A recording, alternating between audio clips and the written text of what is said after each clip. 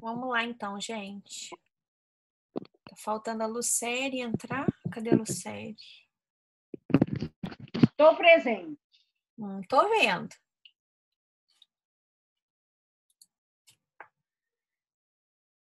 Bom. Todo mundo aí, né? Está faltando só a Lucélia. Bom, então vamos dar continuidade, tá? Lembrando, gente, e aí agora a gente vai lembrar de algo que eu já havia falado para vocês, mas a gente estudou isso no início aí da execução por quantia certa, tá? É possível que no prazo de embargos, né, o executado, reconhecendo a dívida, ele deposite 30% do valor devidamente atualizado e corrigido, acrescido de honorários e custas processuais, tá? E requeira o parcelamento em até 6 vezes, com correção monetária e juros de 1%. Isso está aí previsto no artigo 916. Então, se o executado optar por fazer o parcelamento no prazo que ele dispõe para fazer os embargos à execução, ele pode fazer esse parcelamento? Pode. Só que, se acontecer isso, ele estará automaticamente renunciando aos embargos, tá? Então, ou ele faz embargos ou ele requer o parcelamento do débito. Não tem jeito de fazer as duas coisas, tá bom? Então, no prazo que o executado dispuser para fazer os embargos, ou seja, 15 dias contado da juntada aos autos do mandado devidamente cumprido, ou naquelas disposições que nós acabamos de estudar referente aí às cartas precatórias, tá? No prazo que ele tiver ali para poder fazer a apresentação dos embargos, se ele reconhecer a dívida, ele poderá requerer o parcelamento, desde que ele apresente, né? Ele faça a correção da dívida toda, né? Bonitinha, tá? Ele ofereça ali 30% do pagamento à vista, acrescido de juros, acrescido de honorários e custas processuais. Então, é 30% mais honorários e custas, e o restante parcelado em até 6 vezes, corrigido monetariamente e acrescido de juros de 1%. Ele poderá fazer, né, oferecer esse requerimento de parcelamento do débito. Aí ele vai fazer isso através de uma petição e já vai juntar nessa petição, gente, o comprovante de que ele pagou essa entrada de 30% acrescida dos honorários e de custas processuais, tá?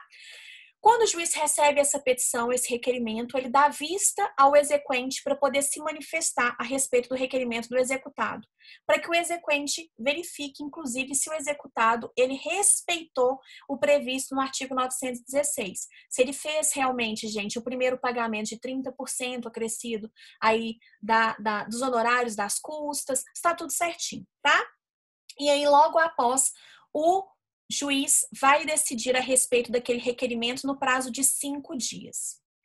Só que, até que haja, gente, uma decisão do juiz deferindo ou indeferindo o requerimento de parcelamento do débito do executado, o executado ele vai fazer o pagamento da forma como ele requereu, tá?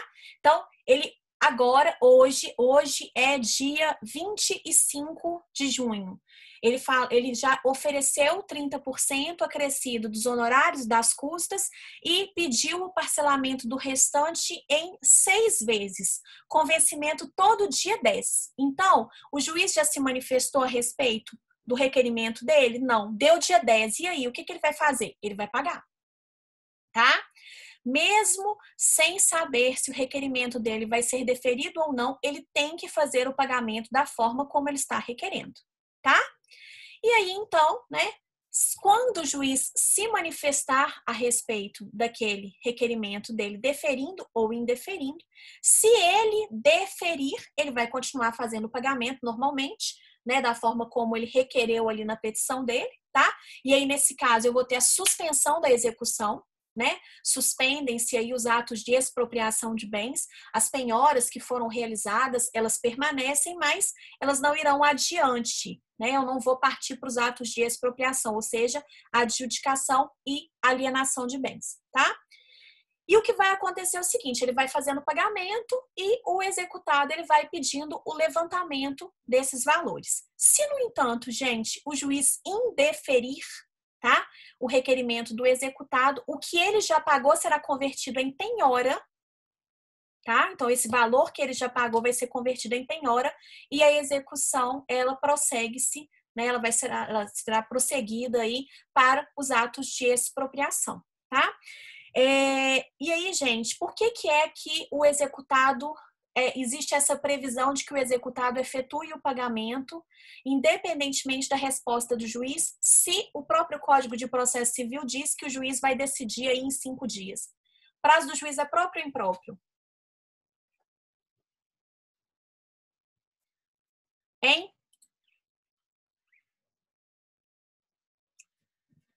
O prazo do juiz é próprio? Impróprio. Não é, gente? Então, quer dizer que se ele deixar passar 5 dias, se ele responder daqui a 2 meses, e aí? Imagina se o executado tivesse que aguardar a resposta do juiz para poder fazer o seu pagamento. O processo de execução não ia andar, né, gente? Existe a previsão de que o juiz vá se manifestar no prazo de 5 dias? Sim, existe, só que o prazo do juiz é impróprio.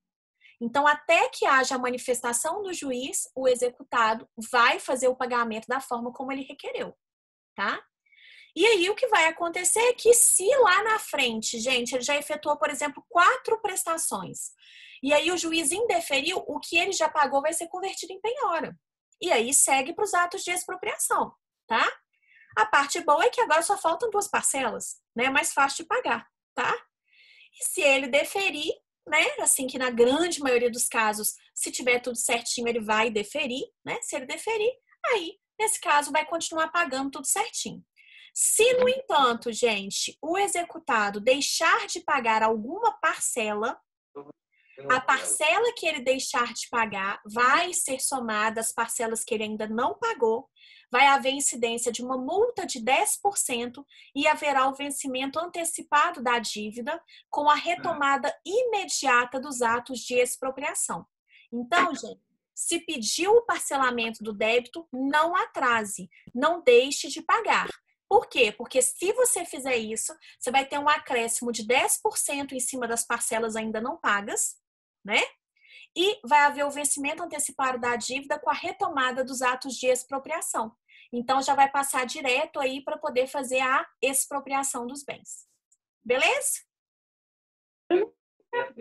É intimado? Sim. O exequente, ele é intimado. Pode falar, Rosana. Daqui a pouco eu te respondo, Fabrício. Diga, Rosana. Deixa eu fazer uma pergunta. No caso, por exemplo, da penhora, né? Se eu tenho uma irmã que ela tem um déficit mental leve. Se a gente passar o apartamento com o nome dela, né? Eu tô com um problema aí que eu acho minha mãe. Ela não sabe o que é. Se a gente passar o apartamento com o nome dela, a gente responde por alguma coisa? Se o apartamento era da sua mãe e sua mãe deixou dívidas, ele tem que ser inventariado. E aí, muito provavelmente,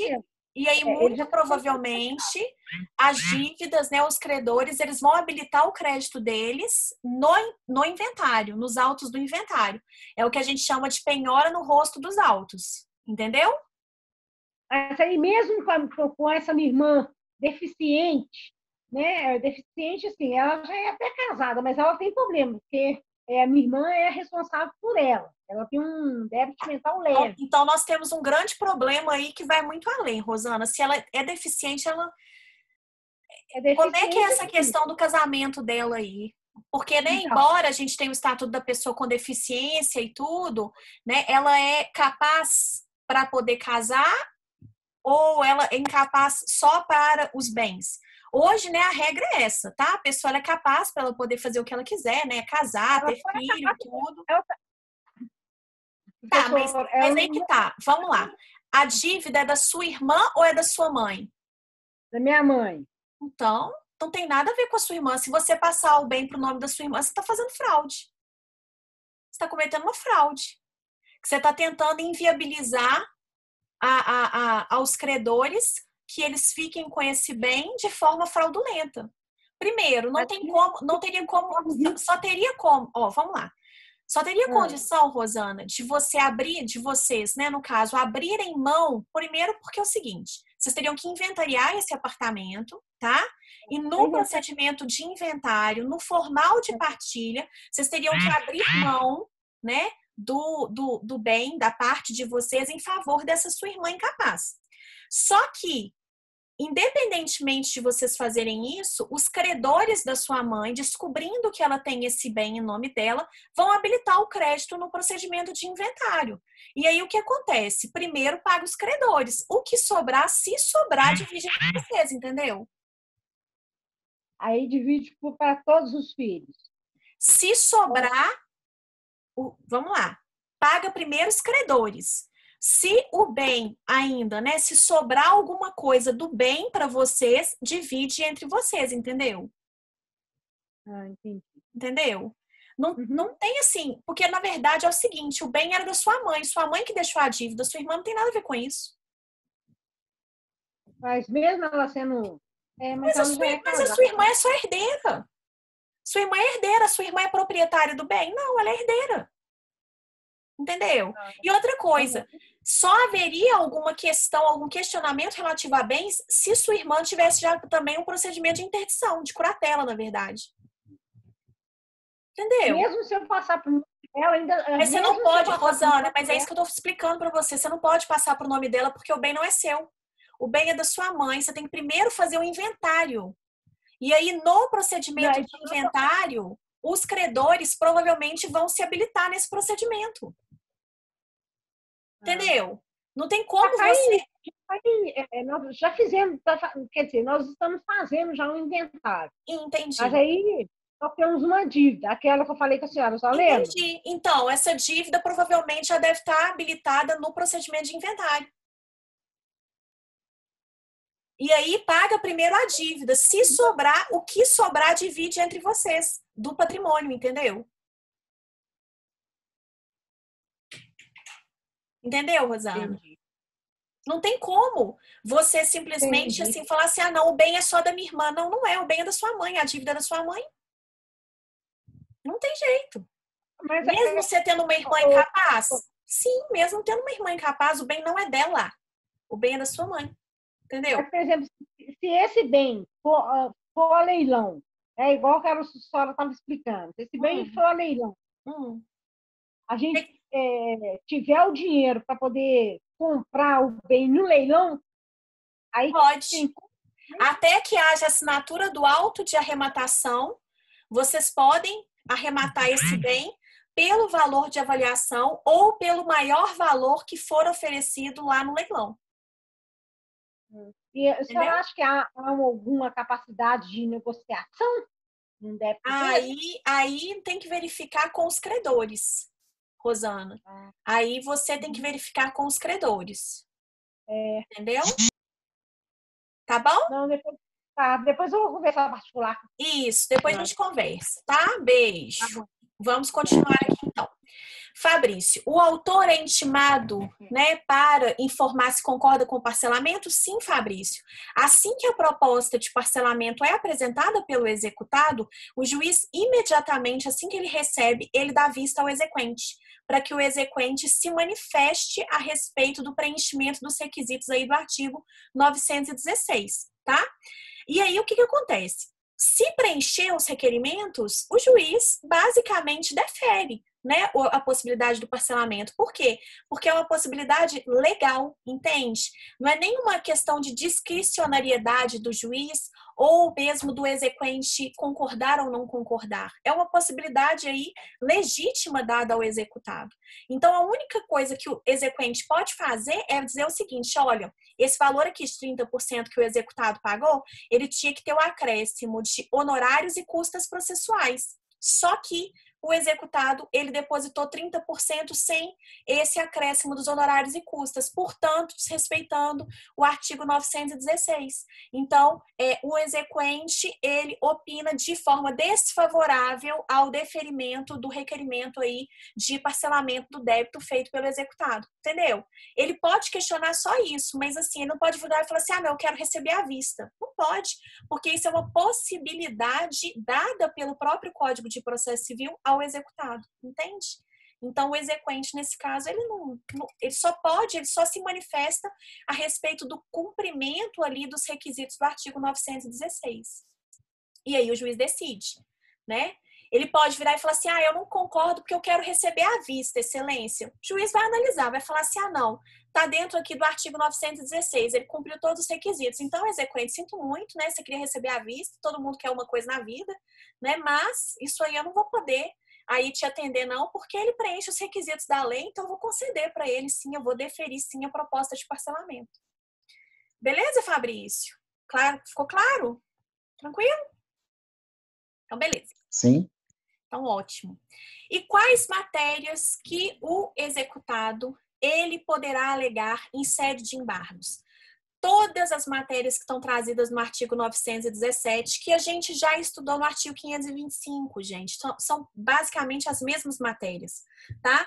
Então, inexequibilidade do título ou inexigibilidade da obrigação, penhora incorreta ou avaliação errônea, excesso de execução ou cumulação indevida de execuções. Lembrando que se houver, gente, excesso de execução alegado pelo executado, ele tem que comprovar esse excesso através daquela memória de cálculo que eu ensinei vocês a fazer.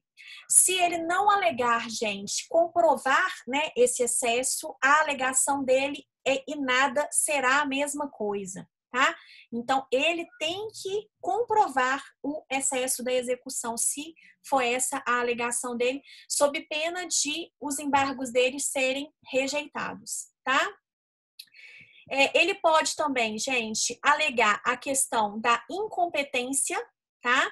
Absoluta ou relativa do juízo da execução, bem como qualquer matéria que seria lícito a ele deduzir em sede de defesa no processo de conhecimento, tá? Então, qualquer matéria de defesa que ele poderia alegar em sede de processo de conhecimento, ele pode alegar aqui nos embargos à execução, tá? É um rol aí bem amplo, né, do artigo 917, tá?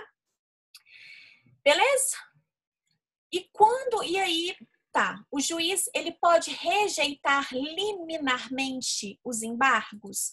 Ele fez uma análise e antes mesmo de promover a citação do executado, do exequente, desculpa, né, para responder ali aos embargos apresentados pelo executado, porque percebam, lembrem-se, é uma nova ação, né, é uma ação independente, ligada ao processo de execução em virtude da prejudicialidade, ali distribuída por dependência ao processo de execução, mas é uma ação própria, tá?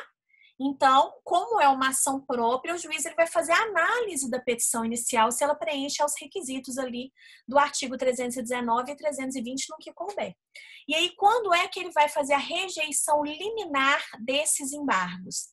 Quando os embargos forem apresentados de forma intempestiva, daí a importância, gente, de saber contar o prazo para a oposição dos embargos, tá? Daí a importância, por isso que eu frisei tanto com vocês a questão do prazo para a apresentação dos embargos, que é de 15 dias contado da juntada aos autos do mandado devidamente cumprido, ou no caso de carta precatória, se por um acaso os embargos versarem sobre penhora errada, equivocada, errônea, né, avaliação ou mesmo os atos de expropriação, que seriam então ajuizados no juízo deprecado, da juntada aos autos do mandado, né, dos autos da carta precatória do mandado devidamente cumprido. Se esses embargos tiverem que ser oferecidos lá no juízo deprecante, da juntada da comunicação informando que o executado já foi citado, ou na ausência dessa comunicação, da juntada da carta precatória aos autos do processo de execução. Daí a importância desse prazo, tá, gente? Por isso que eu frisei tanto esse prazo com vocês. Se esses embargos forem intempestivos, eles serão liminarmente rejeitados, tá? Então, o juiz bateu o olho. 16º dia, ontem venceu o prazo, já era, tchau e benção, tá? Não tem o que fazer, gente. É sentar e chorar, tá bom? Professora, e se por um acaso os meus embargos eles forem opostos antes de começar o meu prazo? Eles serão tidos como intempestivos? E aí, o que vocês acham? Não juntou ainda o meu mandado de citação, eu já fui lá, porque eu sou ansiosa, né? Sou ansiosa, fui lá e já apresentei os meus embargos. E aí, pode? Serão intempestivos, gente? Não. Não serão intempestivos? Pode. Antigamente, no antigo CPC, a gente tinha esse problema, tá? Se a gente praticasse o ato processual antes do início do prazo, ele era tido como intempestivo. Completamente ilógico, né, gente? Graças a Deus, isso foi aí reformado com o novo CPC. Então, a regra geral no novo CPC é que se eu praticar o ato processual antes do início do prazo, ele não será tido como intempestivo, tá? É lógico, né, gente? Não tem a menor lógica disso. Se a gente for pensar na questão da economia processual, enfim, né, é completamente ilógico isso, tá? Então, não há qualquer prejuízo de praticar o ato, ou seja, apresentar os embargos antes do início do prazo, tá? O que eu não posso fazer é apresentar esses embargos depois do prazo, que aí já era mesmo, tá? Aí não tem mais o que fazer não, aí é sentar e chorar, tá? Na cama, né, que é lugar quente, não é isso? Tá? Nos casos também, gente, em que o juiz verificar o indeferimento da petição inicial ou no caso de improcedência liminar do pedido, aquelas hipóteses lá do artigo 332 do CPC que a gente estudou lá no processo de conhecimento, lembra? Ou se ele verificar que esses embargos são manifestamente protelatórios. Isso aí a gente tem que prestar muita atenção, tá? Por quê? Por um lado, o artigo 917 diz que os embargos eles poderão versar sobre qualquer matéria que seria lícito alegar em sede de defesa num processo de conhecimento, certo? Certo. Só que os embargos, gente, eles não são para empurrar o processo com a barriga. Eles não são para protelar o processo, tá?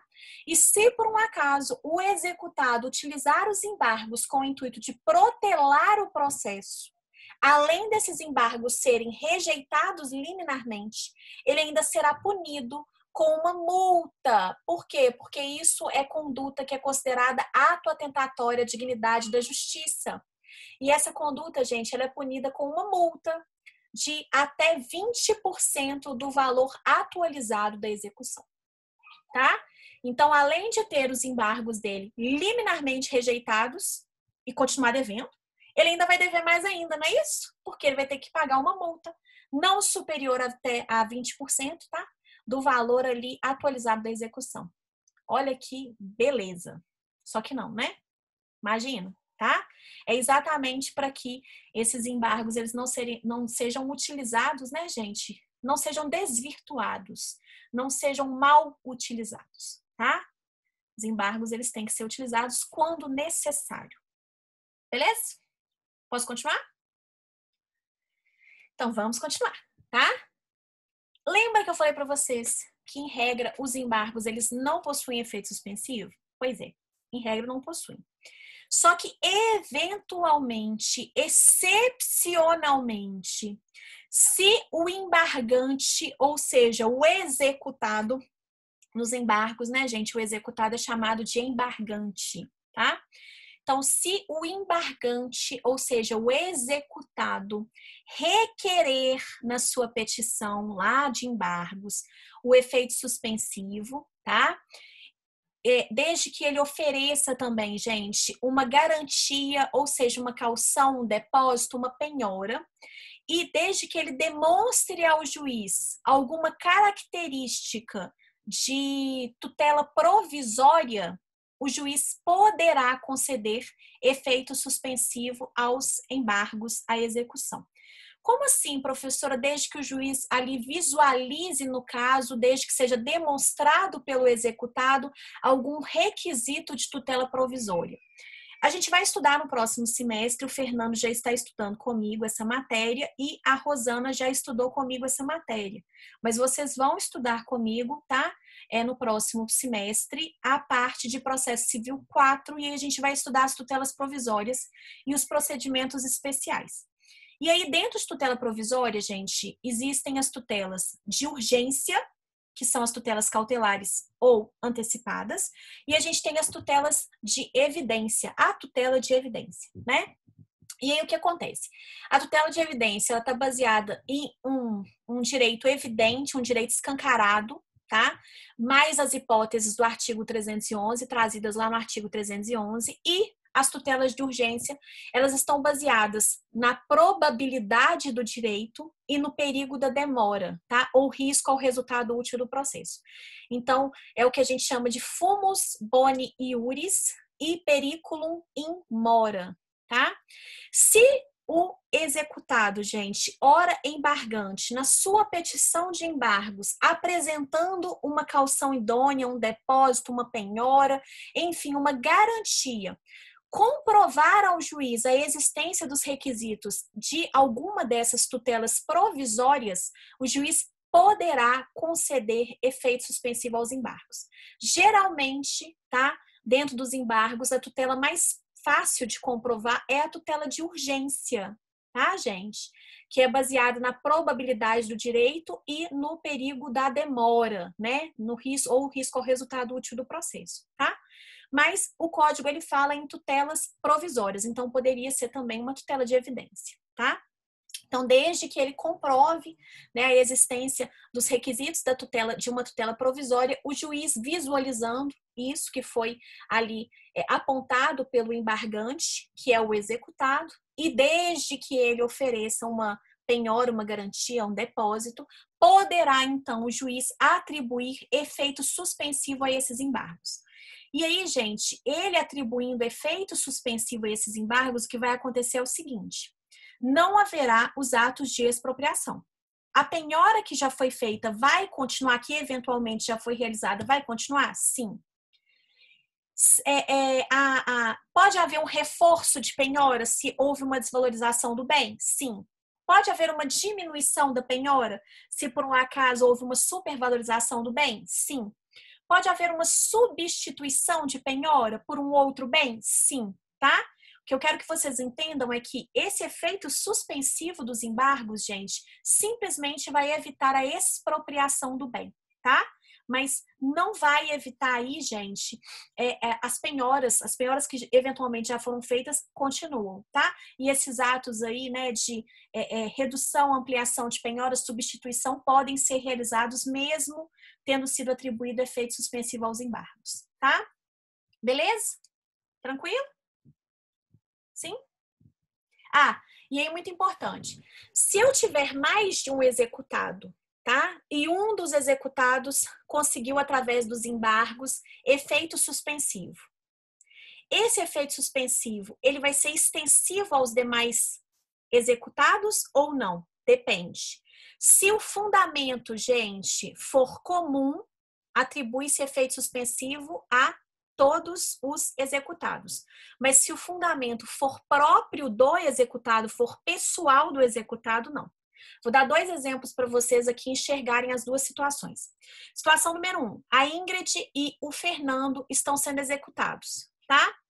A Ingrid, então, alega em série de embargos que o título que ela está sendo, pelo qual, né, através do qual ela está sendo executada, que é um título que o Fabrício é o exequente, ele apresentou esse título, é um título prescrito, tá? Esse título ele já prescreveu, ok? Tem jeito do título, gente, ter prescrito em relação a um executado e não ter prescrito com relação ao outro? Não. A prescrição, né, gente, é o mesmo título, só são 2 executados. Então, se por um acaso a Ingrid requerer efeito suspensivo, comprovar, né, gente, a questão da prescrição e tudo mais, e ela conseguir o efeito suspensivo, ela ofereceu um bem ali também, gente, em garantia, ela conseguiu a atribuição de efeito suspensivo, como o fundamento é comum ao outro executado, ou seja, o Fernando, o efeito suspensivo será extensivo a ele também, tá? Mas, por outro lado, vamos supor que a Ingrid, ela alega que ela procurou o Fabrício, tá? Logo após o vencimento do título, e ela celebrou com ele uma novação, ou seja, gente, um novo contrato, né? Uma nova obrigação que visa extinguir e substituir a obrigação anterior, tá? Mas só ela que fez isso.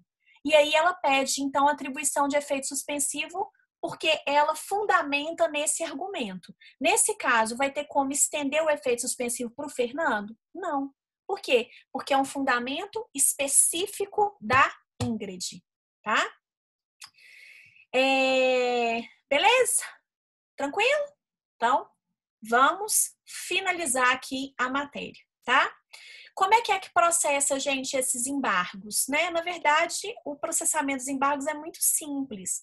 O juiz, ao analisar a petição inicial, verificar que ela preenche os requisitos do artigo 319 e 320 do CPC no que couber, que não é caso de rejeição, né, liminar ali dos embargos, ele vai determinar a citação, tá? Do exequente, ora embargado, né? Porque nos embargos o executado é embargante e o exequente é embargado. Então, ele vai determinar a citação do embargado, ou seja, do exequente, para que ele se manifeste ali a respeito dos embargos no prazo de 15 dias. Feito isso, o juiz vai verificar ali quais foram as provas que foram requeridas pelas partes para verificar se vai ser necessária a designação, instrução do processo, a designação aí de audiência de instrução e julgamento, ou se ele já pode sentenciar o processo, tá? Então, ele vai julgar imediatamente o pedido, ou então ele vai determinar aí, designar uma audiência, né? E aí, encerrada, gente, a fase instrutória, então, o juiz, ele vai proferir sentença, tá? Então, os embargos, eles são finalizados por uma sentença. Ok? Então, qual é o recurso cabível de uma decisão que foi dada em sede de embargos? Qual que é o recurso, galerinha? Se é uma sentença. Apelação. Apelação. Beleza? Tranquilo? É isso, gente. Aí eu coloquei na dica da professora aquilo que eu já havia falado para vocês, né? Que se houver mais de um réu em relação ao prazo de oferecimento dos embargos, não se aplica o artigo 229 do CPC, tá? E coloquei um casinho prático aqui para vocês, né? Clarice ajuizou a ação de execução de quantia certa em face de Maria, referente a um cheque sem fundos. Maria foi devidamente citada e observou que o valor da execução é muito acima do débito, havendo um erro na planilha de cálculo. Neste caso, o que Maria deverá fazer? Maria deverá opor embargos à execução, com base no artigo 917, inciso 3 do CPC, devendo, no caso de excesso de execução, demonstrá-lo através de planilha de cálculo, nos termos do parágrafo 3º do mesmo artigo, tá? Então, é isso, gente. Agora só falta mais uma matéria, né? Só falta mais uma, tá? Que é a final, né? Que a gente vai ter aí na terça-feira. E aí, na terça-feira, a gente finaliza, então, finalmente, né? Essa matéria que é gigante, mas é muito gostosa, é muito boa. E aí, na quinta-feira, eu vou disponibilizar para vocês antes, né? Durante a semana que vem, uma provinha antiga minha, tá? Para que a gente possa fazer a revisão de quinta-feira em cima dessa prova. Então, a gente vai ali discutir cada uma das questões alternativas. Eu acho que vai ser bem bacana. Vai ser uma atividade bem legal para a gente poder fazer aí na quinta-feira, tá? Estudem. Se vocês tiverem alguma dúvida, escrevam a dúvida, por favor, né? Guardem essa dúvida para vocês me perguntar, por gentileza, tá? Para vocês poderem me perguntar, por gentileza. Porque se vocês tiverem dúvida na hora da prova, não tem jeito de me perguntar, não é verdade? Na hora da prova, vou estar à disposição de vocês para poder resolver alguma questão relativa ao sistema, algum problema que eventualmente pode acontecer no sistema e tudo. Se Deus quiser, não vai acontecer nada, mas, né? Eu estou à disposição de vocês para isso, mas não adianta me perguntar nada da prova, tá? Não adianta me perguntar nada da prova. Tá bom, meus queridos? Alguma dúvida? Embargos é tudo de bom, né, gente? Eu adoro embargos. Gosto muito dessa matéria, achou top. Tá? Então, dia 2/7 tem revisão, né? E aí, revisão para poder facilitar. Não. Terça-feira é aula normal. Vou finalizar a matéria na terça, Lucélia. No dia 2 é que eu vou passar durante a semana essa provinha para vocês resolverem em casa. E aí no dia 2 a gente discute as questões da prova. Porque aí a gente faz uma revisão em cima dessa prova, entendeu? Acho que é uma forma mais fácil da gente fazer revisão, né? Só você poderá responder, Fernando. Qual é a resposta das 3 primeiras questões da prova? Vocês sabem que eu sofro de amnésia, não é verdade? Não adianta me perguntar, eu não respondo. Né? E na hora da prova também eu sofro de maldade crônica, não é isso? Então não respondo nada, tá? Mas não posso responder, né, gente? Posso responder antes. Então, antes, qualquer dúvida que vocês tiverem, vocês podem ficar à vontade para poder me perguntar, que eu estou à disposição de vocês. Tá bom, meus queridos? Ok, Samuel chegou agora. Não é o Samuel. Ou é Samuel mesmo? Não sei. Tem o Samuel de manhã, mas eu não sei se esse aqui é Samuel mesmo. Boa noite. Quem é que está chegando aqui agora? Que eu já estou finalizando a aula. Oi e tchau. Quem que é? Cadê? Bom, enfim. Meus queridos, então, um beijo grande para vocês, né? Tenham uma ótima semana aí, tá? Finalzinho de semana, um excelente fim de semana para vocês. Estudem, ok? Anotem as dúvidas de vocês, que na terça-feira a gente finaliza a nossa matéria. E aí, beijo, obrigada, Rosana. E aí a gente finaliza a nossa matéria e aí na quinta-feira a gente faz essa revisão em cima da prova, tá bom? Essa prova antiga minha, tá? Revejam as minhas aulas, verifiquem o material e aí qualquer problema que vocês tiverem, qualquer dúvida, né, estou à disposição de vocês, tá bom? Então, beijo enorme para vocês, fiquem com Deus, tá? Beijo!